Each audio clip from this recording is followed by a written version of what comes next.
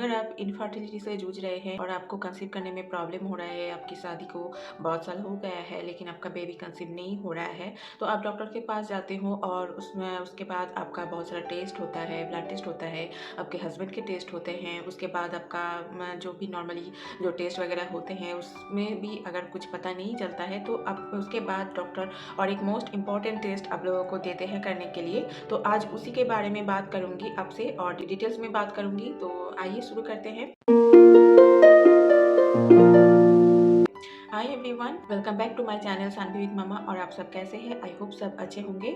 और जो मेरे चैनल पे नए हैं उनको बता दूं, मेरा नाम है रिंकी और मेरा बहुत सारा मिसकैरेज होने के बाद आईवीएफ थ्रू प्रेगनेंसी हुआ और उसी का जो एक्सपीरियंस है वो आप लोगों के साथ मैं शेयर करती हूँ। तो आज की वीडियो भी आप लोगों के लिए बहुत इंपॉर्टेंट होने वाला है, तो प्लीज़ वीडियो को लास्ट तक देखिए, ये मेरा रिक्वेस्ट है।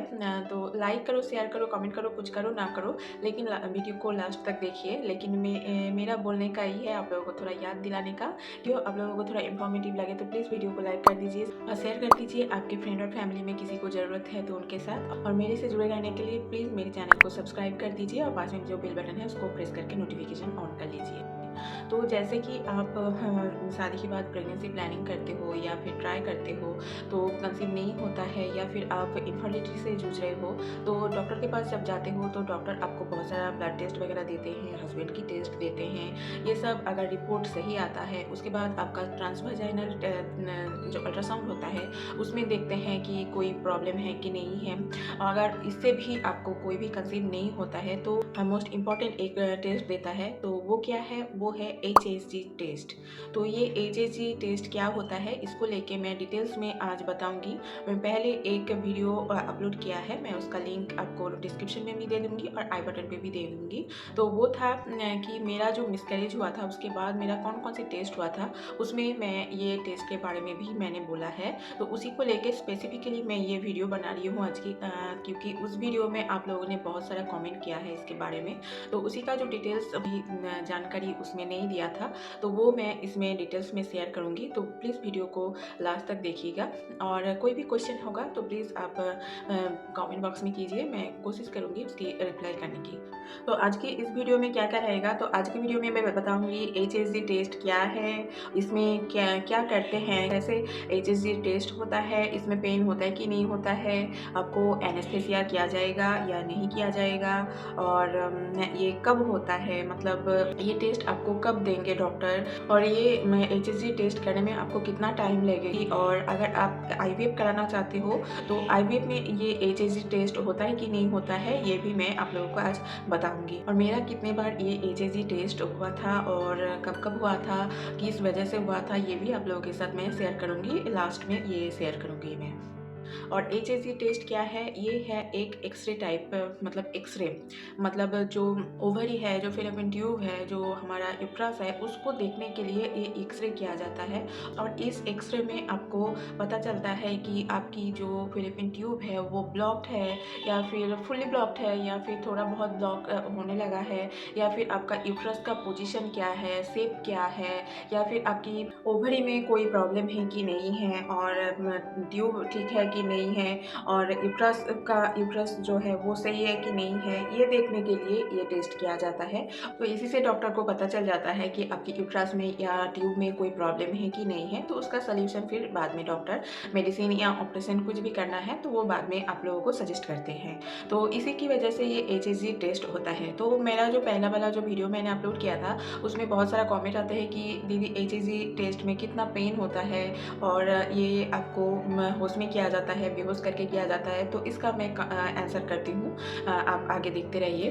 तो देखो, HSG टेस्ट में दर्द तो बहुत होता है क्योंकि ये थोड़ा टाइम टेकिंग टेस्ट होता है। इसमें कम से कम आपका 20 to 30 मिनट्स का टाइम लग जाता है इस एक्सरे में। तो इस टेस्ट में क्या होता है, इस टेस्ट में जैसे नीचे से हमको पहले लेटाया जाता है और हमारा जो नीचे का जो वेजाइनल पार्ट है उसको थोड़ा ओपन किया जाता है और एक डाई टाइप का, मतलब कलरिंग वाटर या कुछ लिक्विड डाला जाता है अंदर, कुछ गैस टाइप का कुछ डाला जाता है। और उस एक्सरे की वजह से वो दिखता है कि वो डाई किधर जा रहा है, मतलब किस साइड से जा रहा है, कौन सी ट्यूब से जा रहा है, ट्यूब के अंदर से वो जो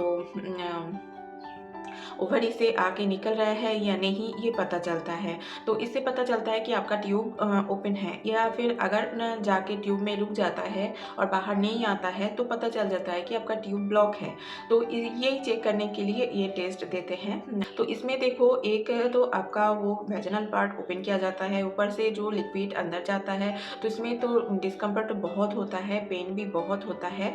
तो किसी किसी को बहुत ज़्यादा होता है, किसी किसी को मतलब होता है लेकिन उतना नहीं, लेकिन ये सहन किया जा सकता है। लेकिन बहुत देर तक लेटे रहना होता है, बहुत देर तक ये प्रोसेस चलता है, इसलिए ज़्यादा ही पेन हमें फील होता है। किसी किसी को तो बाद में भी ये पेन थोड़ी देर तक रहता है, कुछ घंटे तक ये रहता है, तो थोड़ा तो दिक्कत होता ही है। देखो, एक तो बेबी चाहिए तो आपको इतना दर्द तो झेलना ही पड़ेगा, क्योंकि अगर डॉक्टर ने दिया है ये टेस्ट करने के लिए तो आपके लिए ये ज़रूरी है, क्योंकि आपको पता नहीं चल रहा है किस वजह से, किस कारण से आपका बेबी कंसीव नहीं हो रहा है, तो आपको ये टेस्ट तो करना ही पड़ेगा। तो ये आप लोगों को बता दूँ, ये बिल्कुल एनेस्थेसिया नहीं देते हैं, बिल्कुल होश में किया जाता है, कोई बेहोशी वगैरह नहीं करते हैं, इसलिए थोड़ा ज़्यादा ही पेन हमें फील होता है। इसको देखो, आधा घंटे की प्रोसेस है, लेकिन इसमें कोई एनेस्थेसिया वगैरह नहीं देते हैं, इंजेक्शन वगैरह कोई इसमें नहीं देते हैं, ना सिलाइन चलता है, ना कुछ भी नहीं चलता है। लेकिन ये जो प्रोसेस है ये डॉक्टर करते हैं, और इसमें पेन तो ज़्यादा ही होता है। किसी किसी को बहुत ही ज़्यादा पेन होता है। तो मैंने जैसे उस वीडियो में बोला था कि उतना दर्द नहीं होता है, तो मुझे बहुतों ने कमेंट किया था, नहीं दीदी बहुत दर्द होता है। तो दर्द तो होता है, मुझे भी हुआ था, लेकिन एक एक का बॉडी एक एक तरीके का रिएक्शन करते हैं ना, तो किसी किसी का बॉडी ज़्यादा सहन शक्ति होता है, तो किसी किसी का बॉडी को ज़्यादा पेन फील नहीं होता है, किसी किसी को ज़्यादा फील होता है। तो ऐसा ही है कि मुझे पेन तो फील हुआ था, लेकिन उतना नहीं हुआ था। लेकिन बहुतों का बहुत ज़्यादा प्रॉब्लम होता है। मेरा जो हिस्ट्रोस्कोपी हुआ था उसमें मुझे ज़्यादा प्रॉब्लम हुआ था, उसमें ज़्यादा ही मुझे पेन फील हुआ था। उसका एक्सपीरियंस मैं बाद में और एक वीडियो में आप लोगों के साथ शेयर करूँगी। आज का वीडियो HSG लेके है, तो आज का HSG लेके ही मैं बात करती हूँ। तो आप लोगों का कमेंट था कि दीदी एनेस्थेसिया देते हैं कि नहीं देते हैं, तो जी एनेस्थेसिया बिल्कुल नहीं देते हैं। इसमें होश में, पूरा होश में किया जाता है। और पेन होता है कि नहीं होता है, जी ज़रूर पेन होता है। और एक ने कमेंट किया था कि जो हमारा फौजी हॉस्पिटल है, जो आर्मी हॉस्पिटल है, उसमें HSG टेस्ट होता है कि नहीं होता है, तो जी ज़रूर होता है। फौज में HSG टेस्ट होता है और पेनफुली होता है, मतलब एनेस्थेसिया नहीं देते हैं, हाउस में करते हैं, तो पेन तो फील होता है। और ये HSG टेस्ट कब होता है? ये HSG टेस्ट आपका जब पीरियड होता है, पीरियड के कुछ दिन बाद होता है। वो डॉक्टर आपको बता देंगे कि पीरियड के कितने दिन बाद आपको ये टेस्ट कराना है, या फिर आपको डेट लेना है, ये आपको बता देंगे डॉक्टर। लेकिन होता है आपकी पीरियड जब हो जाता है उसके बाद ही ये टेस्ट करते हैं। और एक क्वेश्चन है कि IVF के लिए HSG ज़रूरी है कि नहीं है? तो IVF के लिए HSG उतना ज़रूरी नहीं होता है, लेकिन अगर आपके डॉक्टर को लगता है कि HSG कराना है, तो आप ज़रूर डॉक्टर की सजेशन पे HSG करा सकते हैं। लेकिन वैसे ही HSG IVF के लिए ज़रूरी नहीं होता है, क्योंकि देखो HSG में देखा जाता है कि ट्यूब ब्लॉक है कि नहीं है। तो आपका ट्यूब ब्लॉक हो या नहीं हो, IVF में कोई फ़र्क नहीं पड़ता है, क्योंकि IVF में तो आपका एग भी रिट्रीव किया जाता है और एम्ब्रो को बना के आपके यूट्रस में डाला जाता है, तो इसलिए ज़रूरी नहीं होता है। लेकिन अगर आपके डॉक्टर चाहते हैं कि HSG करके आपका यूट्रस की पोजीशन या शेप देखना है, तो ज़रूर आप एक बार करा लीजिए। अभी आते हैं मेरा कितने बार HSG टेस्ट हुआ था और कब कब हुआ था और किस वजह से हुआ था, ये आप लोगों के साथ शेयर करती हूँ। तो मेरा 2 बार HSG टेस्ट हुआ था। एक तो फर्स्ट जब HSG टेस्ट हुआ था, जब मेरा कंसीव नहीं हो रहा था, मतलब जब मेरे शादी के बाद मैं कोशिश करी थी और कंसीव नहीं हो रहा था, तो वो था 2012 में मेरा फर्स्ट HSG टेस्ट हुआ था। और उसमें भी मतलब वो फर्स्ट था, कोई टेस्ट मतलब खतरनाक वाला टेस्ट हो रहा है मेरा फर्स्ट, तो उसमें ज़्यादा पेन फील हुआ था मुझे, बहुत ही ज़्यादा पेन फील हुआ था।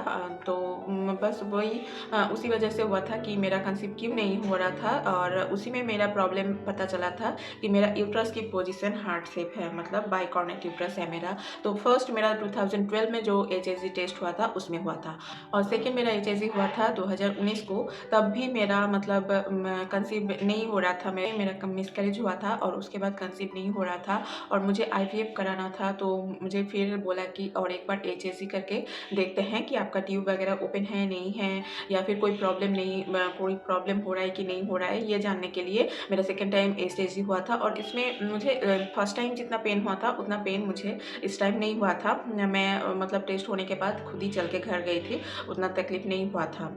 तो एचएससी को लेके इतना ही बताना था, और कोई भी जानकारी आपको चाहिए या फिर कोई भी आपको डाउट है तो प्लीज़ आप कमेंट कीजिए, मैं कोशिश करूँगी उसका आंसर करने की। तो आज के लिए बस इतना ही, नेक्स्ट मिलेंगे और एक वीडियो के साथ। तब तक खुश रहिए, अच्छा रहिए और सबसे ज़्यादा पॉजिटिव रहिए। बाय।